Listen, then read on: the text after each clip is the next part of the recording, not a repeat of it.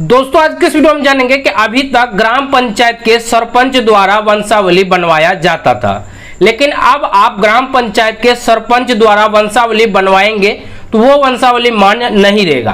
तो ऐसे में अब आप बिल्कुल नए तरीके से कैसे वंशावली बनवाएंगे, इसके लिए आपको फॉर्म कैसे डाउनलोड करना होगा, उस फॉर्म को आपको कैसे विस्तार से भरना होगा, क्या क्या आपको दस्तावेज लगने वाले और कहां से आप वंशावली के लिए आवेदन कर पाएंगे, इसके बारे में आपको पूरे विस्तार के साथ फॉर्म डाउनलोड करने से लेकर वंशावली बनवाने तक का कंप्लीट जानकारी इस वीडियो में आपको देने वाला हूं। तो वीडियो को अंत तक देखते रहिए। मेरा नाम है राजकुमार और आपका अपना ही चैनल राज हेल्प में आपका स्वागत है। तो चलिए वीडियो शुरू करते हैं। फ्रेंड्स, वीडियो में आगे से पहले हमेशा की तरह आपसे रिक्वेस्ट है वीडियो को लाइक कर दीजिए और इसी तरह जानकारी के लिए आप हमारे चैनल को सब्सक्राइब कर लीजिए, साथ में बेल आइकन को ऑन कर लीजिए। तो दोस्तों बिल्कुल नए तरीके से वंशावली बनाना चाहते हैं तो उसके लिए आपको ये फॉर्म को डाउनलोड करना होगा। ये फॉर्म डाउनलोड करने के लिए सबसे पहले आप हमारे rajhelps.in की ऑफिशियल वेबसाइट पे चले जाइए। उसके बाद सर्च बटन पे क्लिक करना है, वंशावली लिख के सर्च करना है। पहले नंबर में आर्टिकल आएगा, उस आर्टिकल को ओपन कर लेना है। उसके बाद उस आर्टिकल में नीचे की तरफ आएंगे तो आपको एक जो डायरेक्ट फॉर्म डाउनलोड लिंक मिलेगा, उस पर क्लिक करके आपको ये फॉर्म को डाउनलोड कर लेना है। अब जैसे आप ये फॉर्म डाउनलोड कर लेते हैं उसके बाद आपको इस फॉर्म को प्रिंट कर लेना है और प्रिंट करने के बाद अब आपको ब्लू या ब्लैक पेन से पूरे बारीकी से भरना होगा। अब जानिए कि ये फॉर्म को आपको कैसे भरना है, उनका क्या क्या डॉक्यूमेंट लगने वाले हैं और कैसे आपको आवेदन करना होगा। वीडियो थोड़ा लंबा होगा बट वीडियो को अंत तक देखिए, मैं आपको इस वीडियो में पूरे विस्तार से बताने वाला हूँ। अब सबसे पहले दोस्तों आप देख सकते हैं सेवा में पंचायत सचिव महोदय ग्राम पंचायत राज। तो यहाँ पे आपको अपना ग्राम पंचायत का नाम लिखना है, यहाँ पे प्रखंड का नाम, यहाँ पे जिला का नाम और यहाँ देखिए विषय वंशावली प्रमाण पत्र निर्गत करने के संबंध में। उसके बाद दोस्तों यहाँ पे आपको शपथकर्ता यानी कि जिनके नाम से वंशावली बनाना चाहते हैं उनका नाम लिखना है। उसके बाद यहाँ पे उनके पिता या पति का नाम लिखना है। तो जैसे मान लीजिए कि आप किसी महिला के नाम से बना रहे हैं तो यहाँ पे जो उनके पति का नाम लिखना है, लेकिन किसी पुरुष के नाम से बना रहे हैं तो यहाँ पे उनके पिता का नाम लिखना है।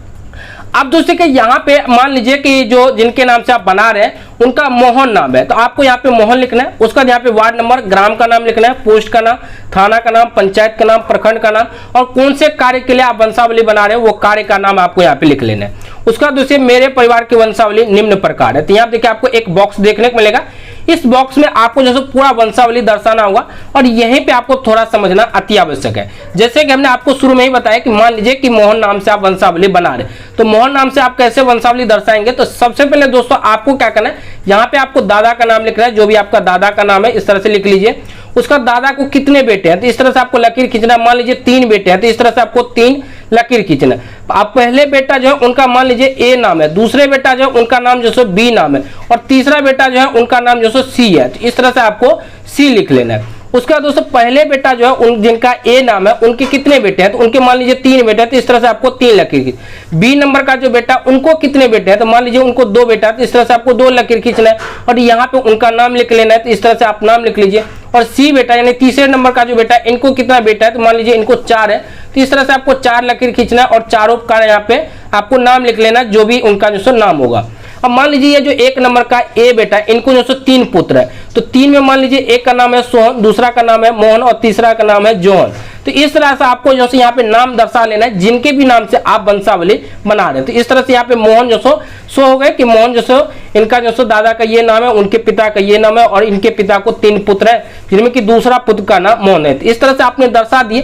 तो इस तरह से आपको वंशावली बना लेना। अब आपको नीचे की तरफ आना है। नीचे की तरफ आने के बाद दोस्तों यहाँ पे आवेदक का जिनके नाम से वंशावली बन रहा है उनका जो हस्ताक्षर करता है तो हस्ताक्षर करना है, नहीं तो अंगूठा निशान लगवा लेना है। यहाँ पे आपको मोबाइल नंबर लिखना है। उसके बाद नीचे की तरफ आना है। यहाँ पे वंशावली प्रमाण पत्र निर्गमन हेतु अनुशंसा प्रपत्र है, इन्हें आपको भरना होगा।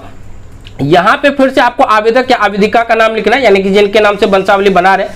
यहाँ पे उनके पिता या पति का नाम लिखना है। यहाँ पे वार्ड नंबर, यहाँ पे ग्राम का नाम, पोस्ट का नाम, थाना का नाम, पंचायत का नाम, प्रखंड का नाम, जिला का नाम और यहाँ पे फिर से आवेदक का नाम यानी कि जिनके नाम से वंशावली बना रहे हैं और यहाँ पे उनके पिता या पति का नाम लिख रहे हैं। उसका नीचे की तरफ आना है और यहाँ पे आपको कुल जो 5 गवाह का नाम, उनका जो आधार संख्या और हस्ताक्षर करवाना होगा। सबसे पहले सीरियल नंबर लिखना है 1 2 3 इस तरह से आपको लिख लेना।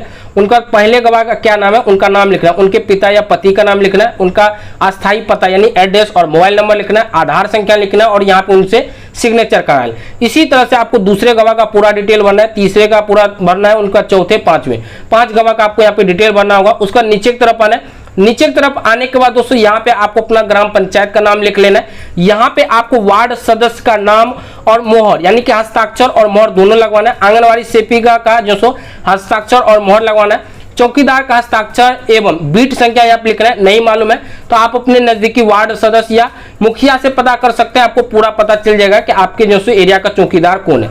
उसके बाद यहाँ पे आपको मुखिया का जो सो हस्ताक्षर और मोहर लगवा लेना है। ये 4 का जो सो हस्ताक्षर मोहर लगेगा। उसके बाद नीचे की तरफ आना है। यहाँ पे देखिए शपथ पत्र है, इन्हें भी आपको पूरे विस्तार से भरना होगा।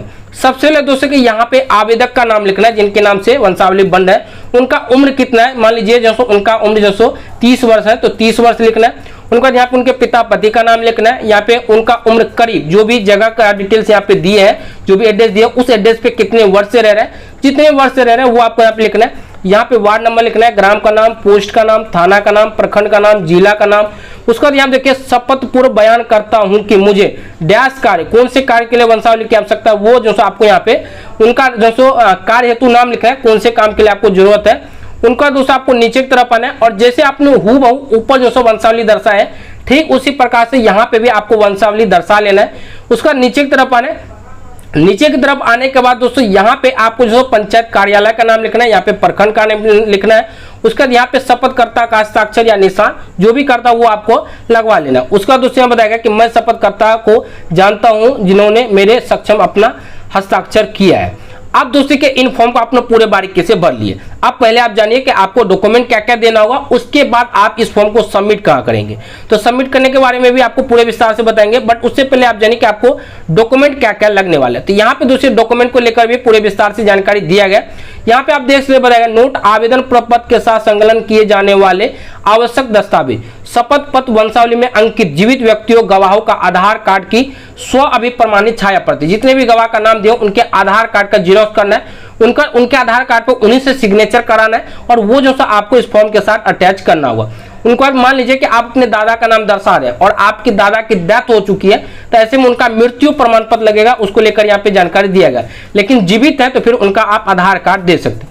उसके बाद यहाँ देखिए विविध प्रपत्र में गवाह तथा स्थानीय मुखिया, वार्ड सदस्य, आंगनवाड़ी सेविका, चौकीदार द्वारा वंशावली निर्गत करने हेतु अनुशंसा प्रतिवेदन आपको लगने वाला है। हालांकि आप मोहर भी लगा लेंगे। तो ये सब आपको डॉक्यूमेंट लगने वाले हैं। हाँ, एक चीज और जानना है, जिनके नाम से वंशावली बना रहे हैं उनके भी आधार कार्ड लगने वाले, ये बात आपको ध्यान में रखना है। अब ये सब जैसे पूरे बारीकी से भर लेते हैं तो इस फॉर्म को आपको सबमिट कराना होगा। एक तरह से देखा जाए तो आपको आवेदन कराना होगा। तो आवेदन कहाँ कराएंगे, तो आवेदन कराने के लिए भी यहाँ पे देखिए बताया गया, ध्यान से देखेंगे तो यहाँ देखिए आपको बताया गया कि पंचायत सचिव महोदय के पास जाके आपको ये फॉर्म को सबमिट कर देना है। अब पंचायत सचिव जो भी आपके एरिया का है आप अपने मुखिया वार्ड सदस्य से पता कीजिएगा, बहुत ही आसान तरीके से मालूम चल जाएगा। वहां पे जैसे जाएंगे तो आपके पंचायत सचिव के ऊपर डिपेंड होता है कि वो कितने जल्दी आपको वंशावली जो सो तैयार करके दे देते हैं। क्योंकि अभी तक क्या होते थे दोस्तों, जो आपके ग्राम पंचायत के सरपंच है उन्हीं के माध्यम से वंशावली बनते थे, लेकिन अब उनका जो सो वैलिड नहीं रहा, इनवैलिड कर दिया गया। अब आपको पंचायत सचिव के माध्यम से ही वंशावली बनाना होगा।